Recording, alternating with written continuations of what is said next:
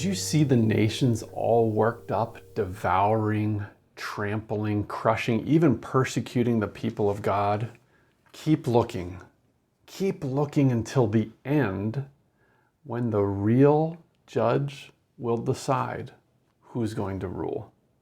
As men are fighting even against the Lord and his anointed, as prophesied in Psalm 2, listen to the Lord. He's not worked up. He says, as for me, I've installed my king on Zion, my holy mountain. Turns to his son and says, I'm going to give you the nations as your inheritance. Sometimes as we think about the end times, we get unduly worked up because we don't look far enough. We tend to get our focus on the turmoil that's going to precede the coming of the Lord instead of on the coming of the Lord. And so in Daniel 7, as we see these kingdoms of men, the Gentile rule, like beasts in all their viciousness rather than their glory, as seen in chapter 2, we don't need to be afraid. We want to keep looking. Now, it's going to be difficult times. There's some detail given about here, this little horn of the last beast that's going to be pompous and arrogant and persecuting and even waging war for times and a half time, evidently 3.5 years. But notice how the text emphasizes, I kept looking, and I kept looking up. I looked up and I saw thrones being set up. The real throne, the throne of heaven, where the Ancient of Days, the true judge, is going to make a decision. He sees this little horn waging war, persecuting, causing all kinds of trouble for the saints of God, and seeming to succeed, verse 21, until, verse 22. Let's not miss the until. Until the Ancient of Days came and judgment was passed in favor of the saints of the highest one.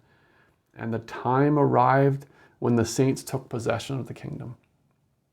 Chapter 2 of Daniel showed us that God is going to establish his kingdom on the earth. He's going to obliterate the rule of man and establish his kingdom on the earth. Chapter 7 gives us some more detail. Who's going to rule over that kingdom? The Son of Man.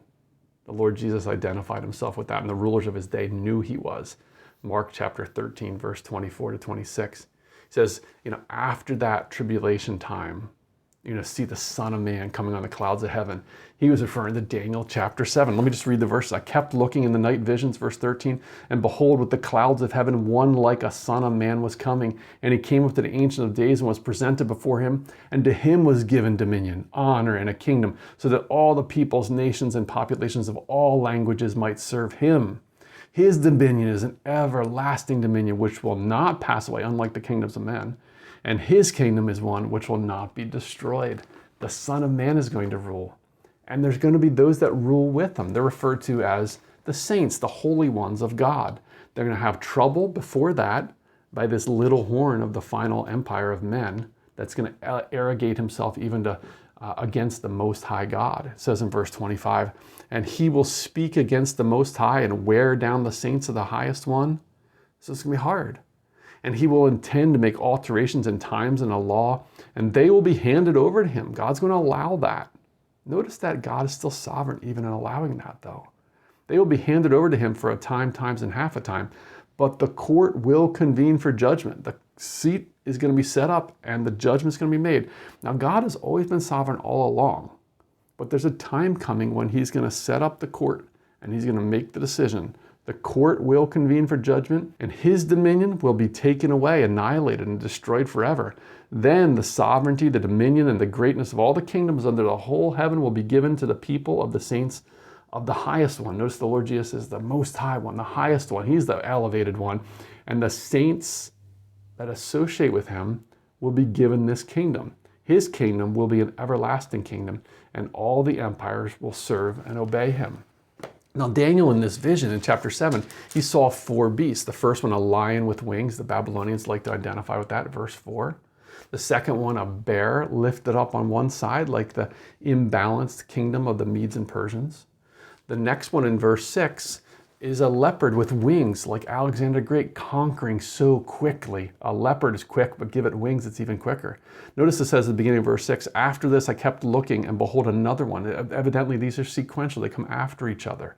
So this leopard rises up, and it's given dominion. It's given 4 heads after that, so that his kingdom was broken up into the 4 parts. And then after that, he sees this terrible beast that can't even be described. It's such a strange, vicious, iron-teethed beast that's devouring and trampling, just like the Romans did. They conquered so viciously. But the focus turns, verse 8, to this little horn that dislodges 3 of the horns. There's these 10 kings, these 10 horns that are called 10 kings. Remember in the statue there was 10 toes at the tail end of this Roman Empire, apparently a second phase of it. And then there's this little horn that's going to dislodge 3 of them. And he has eyes like the eyes of a man with the human eyes, and a mouth uttering great boast. And he's known for his boasting in chapter 7 of Daniel. And he'll be seen in other chapters of Daniel and into the New Testament. He's an arrogant man who elevates himself, and he thinks he's going to change how the world is run. But God is not going to decide in favor of him. It says in verse 11 that after the court seated by the Ancient of Days, and he's going to judge, that this beast is destroyed, the 4th beast. And though the other beast had kind of an extension of time, verse 12 says, as for the rest of the beasts, their dominion was taken away, but an extension of life was granted them for an appointed period of time. So the Babylonian Empire kind of faded into the Medes and Persians, and the Medes and Persians kind of into the Greek Empire, the Greek into the Roman. But the Roman here is just going to come to an abrupt end. And it's going to be because the Son of Man comes, and he's going to establish a rule for God, God's kingdom on earth, like that stone, just obliterating the Gentile rule on the earth. And so God is sovereign throughout it all, but there's a day coming when the court is going to convene, when the court seats are going to be set up, and judgment is going to be made in favor of the Son of Man. He's a man. He's a man. God's Messiah is a man. He's the only man suited to rule for God. Now we know he's God as well. How could he be suited to rule for God if he wasn't God? He turns to him and says, "You're my son. You're my son," Psalm chapter 2. He's going to come on the clouds of heaven with great power and authority. He's going to be given everlasting dominion, verse 14. Unlike all of men's kingdoms that pass away, he'll rule with his saints who came through a great time of persecution, verse 21 and 22. He'll have universal rule over the whole earth, verse 27. And he's called the highest one, verse 27. The Lord Jesus identify with him. He's unlike the first man, Adam, who failed in his responsibility to rule over the earth. This second man, Christ, will not fail, as 1 Corinthians chapter 15, verse 23 and 24 tell us. He's risen from the dead, and he's going to return to rule for God. Now this scene of the Ancient One sitting on a throne and the Son of Man being brought before him, and the Ancient of Days deciding in favor of him and turning over the kingdom to him, parallels Revelation chapter 4 and 5. The court scene of Daniel 7 parallels Revelation chapter 4 and 5, where the Lion of the tribe of Judah, a slain lamb, crucified Son of God, overcomes to take the title deed of the earth, the scroll, out of the hand of God the Father, who's sitting on the throne of the universe with millions attending before him, myriads upon myriads. Revelation 4 and 5 brings us back to Daniel chapter 7.